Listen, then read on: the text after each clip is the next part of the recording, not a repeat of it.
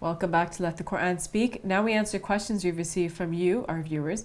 If you have a question yourself, please visit our website, www.quranspeaks.com. Okay, Brother Shabir, the first question is a straightforward one. What is Islam in a nutshell?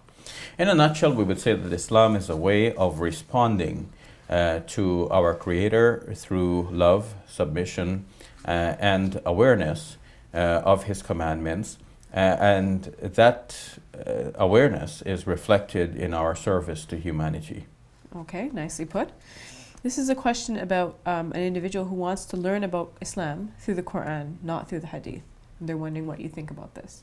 Of course, there has to be a balance. One cannot restrict oneself to the Quran alone, because the Quran has a context, and that context is shown in extra Quranic reports, whether it be hadith reports or reports which are found in the Seerah, or which themselves are collections of hadith snippets, anecdotes, relating things that the Prophet, peace be upon him, said or did or experienced.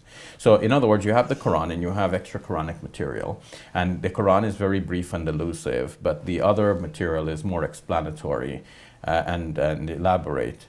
So you need to study both, but the problem that has occurred is that we have over time given more prominence to the other reports because they're more elaborate and explanatory. So you find them more detailed, and so they seem to apply more to your present situation, whereas the Quranic statements are very broad and very general, very elusive. Elusive meaning that they don't explain what they're talking about, but they refer to situations which must be known from the other sources.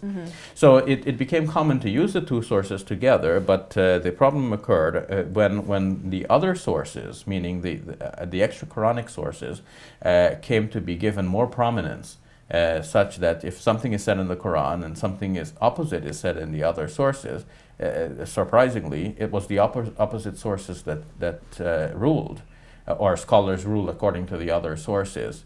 A case in point, for example, is the Quranic statement that the adulterer should be flogged. Well, there are hadith reports saying that the adulterer should be killed.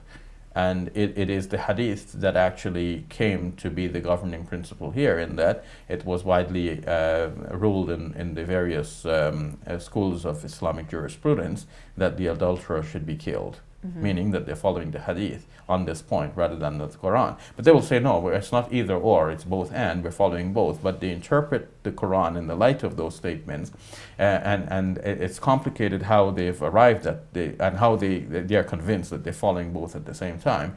If we had time, we would explain, but in brief, I would say that their explanation is incorrect.